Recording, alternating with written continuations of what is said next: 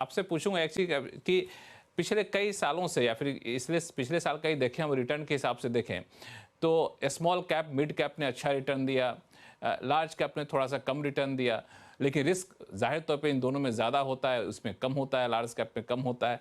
तो अगर कोई पोर्टफोलियो बनाना चाहे तो किस तरह का कॉम्बिनेशन रखे जहां पे रिस्क और रिटर्न में एक बैलेंस बनता रहे? तो लक्ष्मण जी, जैसे कि बाकी पैनलिस्ट जो हैं आज के शो में, उन्होंने भी ये कई बार मेंशन किया है कि यहाँ कोई फॉर्मूला स्पेसिफिक नहीं है कि हम एक एक्स फॉर्मूला लगाएं और उस फॉर्मूला के तहत हमें आंसर मिल जाएगा। बिकॉज यहाँ पे एज का जो फैक्टर है, एज और आप क्या समय आप अपने इस मार्केट में निवेश रहता चाहते हैं, वो बहुत मैटर करता है। एंड उसकी वजह से ये जो कॉम्बिनेशन है वो बदल सकता है। सो इसका कोई स्पेसिफिक नंबर नहीं है, बट मैं इसको डेफिनेटली आंसर जरूर करूंगा कि अगर आप इक्विटी मार्केट में आते हैं, ये बहुत ही बड़ा रॉन्ग नोशन है कि आपको बहुत बड़ा रिस्क लेना पड़ेगा बहुत ज्यादा पैसे बनाने के लिए। ये एब्सोल्युटली मिसनॉमर है। बल्कि ऑन द कॉन्ट्री, अगर आप वॉरेन बुफे जैसे महाहस्ती के अगर आप अगर रेफरेंस देखेंगे तो वहां तो उन्होंने बोला है कि आपको लोएस्ट रिस्क में हाईएस्ट रिटर्न बनाना है। अब इक्विटी मार्केट में कैसे हो सकता है, सवाल तो वही सब पूछते हैं। बट अगर आपने एक हाई क्वालिटी पोर्टफोलियो बनाया हुआ है जहां कोई एक्सपेरिमेंट नहीं करना नहीं है, नहीं, मैं हेलो, एक मिनट अग्रवाल साहब को रोकूंगा मैं यहाँ पे, एक मिनट रोकूंगा। आप ऐसा करें, मेरे सवाल का जवाब मत दीजिए, लेकिन आपने जो लाइन बोली ना उसी का जवाब दे दीजिए कि काफ़ी कम इन्वेस्टमेंट करके हायर रिटर्न या फिर कम रिस्क लेकर के काफ़ी ज़्यादा रिटर्न कैसे बना ले। मैं अपना सवाल वापस लेता हूँ, मैं प्रकाश दीवान जी से पूछ लूंगा ये सवाल। तो अगर आप, मैं एक एग्जांपल के तौर पे बात कर रहा हूँ, ये कोई स्टॉक रिकमेंडेशन नहीं है, बट क्योंकि एग्जांपल दिए बगैर इसको समझाना मुश्किल होगा, हम्म। इसलिए मैं दे रहा हूँ कि आप मान के चलिए कोई भी पीरियड में, अभी आप 5 साल ले लें, 10 साल ले लें, आप कोई भी पीरियड ले लीजिए। आपके पास लेट्स से ब्रिटानिया था, नेस्ले था, एचडीएफसी था, एल&टी था, आईसीआईसी था, आप और रिलायंस ले लीजिए, अदानी ले लीजिए। आप मतलब कोई भी आप ये ले लो, आप ए लिस्टेड कंपनी। और मैं अभी लार्ज कैप को ज्यादा एक बार रेफर कर रहा हूँ, just to tell you that if you look at all this companies, ये कोई 1 साल 2 साल या 3 साल पुरानी कंपनी नहीं है, ना ही इनके रिटर्न को 1 साल 2 साल 3 साल में भागे। आप इनकी कोई भी 10 साल की पीरियड उठा के देख लीजिए, आप देखेंगे कि बहुत ही अच्छा खासा वेल्थ बना है। तो अगर कोई कंपनी ऑलरेडी इतनी हाई ग्रोथ में है, जिसका मैनेजमेंट ऑलरेडी नोन है और उसके स्टॉक का रिटर्न भी आ रहा है, तो फिर आपको एक्सपेरिमेंट करना ही क्यों है? आप बस इसे अगर लेके ही रहते, तो आपका इटसेल्फ जो सीएजीआर है, मतलब मेरे पास ऐसा बैक एंड कैलकुलेशन नहीं है, but I am very confident that my number would not be less than this. Easily 10 साल के एग्रीगेटेड नंबर 25% प्लस आपका सालाना होगा।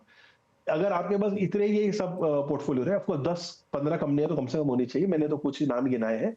बट ऐसे बहुत एग्जांपल इंडिया के अंदर में, कोई कमी नहीं है। एमएनसी भरी हुई है जिन्होंने क्या हैंडसम रिटर्न्स दिए हैं और बहुत अच्छा काम किया है। So again the point is, you need to have a good portfolio जिसपे आप बने रहे और समय दें, और आपको उसमें पैसे बनेंगे, इसमें कोई दो राय नहीं है। और वही लो रिस्क होता है, क्योंकि जो आपके सामने अच्छी तरह से वेल नोन है, जिसकी अर्निंग की विजिबिलिटी है, जिसकी मैनेजमेंट की कोई हम्म। रेपुटेशन है, वो ही तो रिस्क हम्म। आपका कम हुआ। अदरवाइज तो क्या हम्म। डिफरेंस हुए एक एक्स ए शेयर में, जो कि लार्ज कैप हम कह रहे हैं, और एक स्मॉल कैप में? तो फर्क वही है, डिस्कवर्ड अनडिस्कवर्ड रिस्क वही ले रहे हैं कि proven management versus unproven management. So मैं तो हम्म। यही जानना चाहूंगा कि जो इन्वेस्टर्स मार्केट में कम रिस्क हम्म। रखकर एक better than any other asset class के रिटर्न के एक्सपेक्टेशन लेके चलते हैं, उन्हें हमेशा अपने हम्म। पोर्टफोलियो पे ध्यान देना चाहिए। एंड मैं डेफिनेटली रिकमेंड करूंगा, वहां पे आपको लार्ज कैप की तरफ थोड़ा देखना पड़ेगा ज्यादा, क्योंकि वहां पे आपको हम्म। वॉलेटिलिटी जो है वो इस तरह की वाइल्ड नहीं मिलेगी जब मार्केट करेक्शन में आता है। बिल्कुल, यहाँ पे दो चीज़ें आपने बड़ी काम की कही। एक तो पहली बात कि आप क्वालिटी के स्टॉक रखिए अपने पोर्टफोलियो में, और प्रेफरेबली लार्ज कैप, और लंबे समय तक बने रहिए तो रिटर्न दे के जाएगा आपको, आप नुकसान में नहीं रहेंगे, रिस्क यहाँ पे नहीं रहेगा। प्रकाश दीवान जी, अगर अभिषेक अग्रवाल साहब के फॉर्मूले को आगे बढ़ाऊं तो अपने जी, पोर्टफोलियो को आप लोग कब कब रिवाइज करने का रिकमेंडेशन देते हैं? क्योंकि ऐसा तो नहीं कि हम लगा के सो जाएं किसी कंपनी में और छोड़ दें, वो तो बढ़ेगा ही बढ़ेगा। तो कुछ समय के भीतर हम लोगों को अपना पोर्टफोलियो रिवाइज करना चाहिए क्या? और दूसरा जो सवाल मैं अभिषेक अग्रवाल साहब के पास भी गया था कि आमतौर पर लोग 40 की उम्र के आसपास इन्वेस्टमेंट ज़्यादा अच्छी अपॉर्चुनिटी वाले ढूंढना शुरू करते हैं, क्योंकि उस टाइम लगता है कि हाँ यार फ्यूचर में तो अब खर्चे बढ़ने वाले हैं, शादियां हो चुकी होती हैं, कुछ बच्चे हो गए होते हैं। तो 40 की उम्र के आसपास के लोगों के लिए अगर उनको पोर्टफोलियो बनाना है तो किस जी। तरह का कॉम्बिनेशन रखें? तो ये वाला इसका मैं जवाब पहले दूंगा लक्ष्मी जी की, जो एसेट एलोकेशन में इक्विटी का जो हिस्सा है उसमें अगर आपको फर्दर एलोकेट करना है तो मोर देन 50% आपको हमेशा लार्ज कैप में रहना पड़ेगा। उसका रीजन है कि अच्छा, लार्ज कैप में 50% से ज़्यादा लार्ज कैप पे रखिए। जी, उसका रीजन है कि जैसे थाली आप परोसते हैं किसी को, तो उसमें दाल रोटी सब्जी तो सबसे ज्यादा बड़ी मात्रा में होता है। अब वो पापड़ अचार मिठाई ये वो सब थोड़ी कम मात्रा में लेंगे। अगर पूरी थाली में यही हुआ तो वो बदहज़मी होनी होनी है। तो उसको बैलेंस करने के लिए आपको मेजॉरिटी जो है वो लार्ज कैप या मिड कैप, जो बड़े मिड कैप से उसमें रखते हैं। और उसके बाद में जो आपके पास रिस्क टेकिंग कैपिटल थोड़ी ज्यादा जब रिस्क ले सकते हैं जिसमें होती है और लंबी अवधि के लिए लॉक करा जा सकता है, चाहे वो 10% हो 15 हो आपकी प्रोफाइल के हिसाब से, उसमें आप स्मॉल कैप माइक्रो कैप्स में निवेश कर सकते हैं। और ये जो एसेट एलोकेशन का रीसेट की जो आपने बात की, ये बहुत जरूरी है और ये हम लोग जनरली अपने पर्सनल बेसिस पे, मैं जैसे हर साल करता हूँ। अब आप अपना जन्मदिन गिन लीजिए, आपकी वेडिंग एनिवर्सरी ले लीजिए, 1 जनवरी ले लीजिए, जो एक डेट फिक्स कर लीजिए कि उस दिन आप ये देखेंगे कि आप इक्विटी, डेट, रियल एस्टेट और गोल्ड, चाहे एक एक और एसेट क्लास गिनने शुरू हो गई अब, तो इसमें किस मात्रा में आपने शुरुआत की थी, आपके प्रोफाइल के हिसाब से क्या आपके लिए सूटेबल है, और अगर वो मात्रा चेंज हुई है, क्योंकि हो सकता है इक्विटी जैसे पिछले साल बहुत अच्छी चली, तो इक्विटी बढ़ के जिस हिसाब से हुई है और डेट में इतने रिटर्न्स नहीं आए, तो कुछ प्रॉफिट मुनाफा वसूली करके आप डेट में डालें।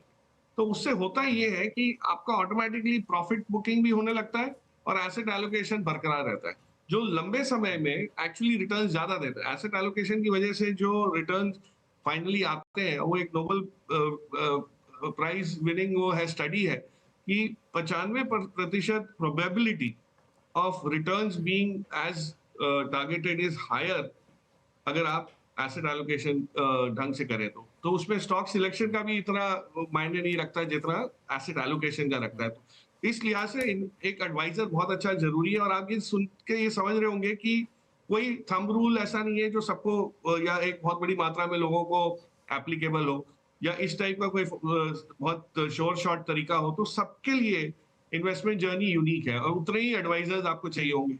आज हिंदुस्तान में एडवाइजर्स नहीं होने का कारण ये है कि लोग अभी भी एडवाइजर के पास जाते ही नहीं। फीस देके थोड़ा काम करवाना, जो एक माहौल जो बनना चाहिए वो बना नहीं है। आप डॉक्टर के पास तो भाग जाते हो जैसे ही कुछ खांसी जुकाम कुछ भी होता है तो, लेकिन एडवाइजर के पास जाके एडवाइजर से यही सवाल करने हैं कि आप हमारा रिस्क कैसे आकलन करोगे, आप हम लोग को किस तरह से मदद रूप रहोगे इसमें।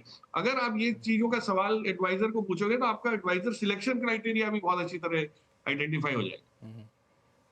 बिल्कुल, ये आपने सही कहा, चूँकि होता क्या है कि इक्विटी कल्चर काफ़ी ज़्यादा बढ़ा, फाइनेंशियल लिटरेसी बढ़ी है, लेकिन ये जो एडवाइज़र के पास जाने वाली जो आदत है ना, वो अभी तक आई नहीं है। मतलब हम लोग तो बाहर कई बार घूमते रहते हैं, दिन भर बाहर रहते हैं, तो कई लोग मिलते हैं तो हम लोगों से पूछते हैं, तो मैं उनको बताना पड़ता है कि हमें शेयर मार्केट का आइडिया नहीं है, मैं आपको एडवाइस नहीं कर सकता हूँ। आप किसी के पास जाइए, वो आपको बताएगा कि आपके क्या रिस्क एपेटाइट है, आपको कहाँ लाना चाहिए। बहुत सारे साइंटिफिक फार्मूला होता है। यस। वैसे पैसे कहीं लगा दीजिएगा, कल को फिर मुझे पकड़ ले, इधर आओ तुमने बताया था और तो पैसे मेरे डूब गए, क्या करूं मैं। गौरांग शाह साहब, मैं थोड़ा सा थ्योरी से आगे बढ़ के प्रैक्टिकल में आऊँगा, क्योंकि अभी मार्केट की जो स्थिति है, कई सारे चैलेंजेस भी हैं, अपॉर्चुनिटी भी है। अपॉर्चुनिटी के तौर पे फरवरी में आरबीआई की पॉलिसी आएगी, 1 फरवरी को बजट आएगा, अर्निंग सीजन शुरू होने वाला है, उधर ट्रम्प साहब सत्ता संभालेंगे, उनका खतरा भी है। तो उन सबको देखते हुए अभी की स्थिति में आपको कौन सा सेक्टर ऐसा है जहां पे आपको लगता है कि रिस्क कम है और रिटर्न की संभावना ज्यादा है? नहीं, रिस्क रिस्क कम वाली बात लक्ष्मण भाई मेरे पास तो ऐसी है ही नहीं, कोई क्षेत्र नहीं है। मैं साफ साफ बताता हूँ, जोखिम शेयर बाजार में सभी प्रकार के होते हैं, स्थानीय रूप में, अंतर्राष्ट्रीय रूप में, खबरों के रूप में, जियोपॉलिटिकल के रूप में, या फिर महामारी के रूप में।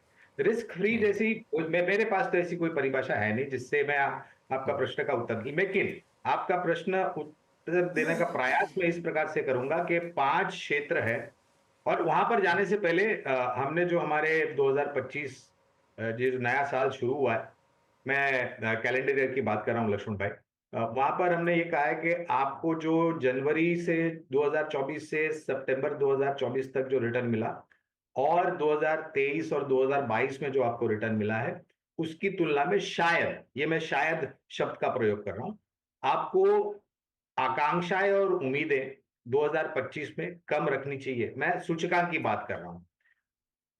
2025 में शायद बहुत ही सीमित मात्रा में 12-15% के आसपास का एक अनुमानित लक्ष्यांक हमने रखा है। अगर परिस्थितियां ऐसी रही, अगर थोड़ा बहुत सुधार हुआ तो फिर शायद थोड़ा बहुत और रिटर्न।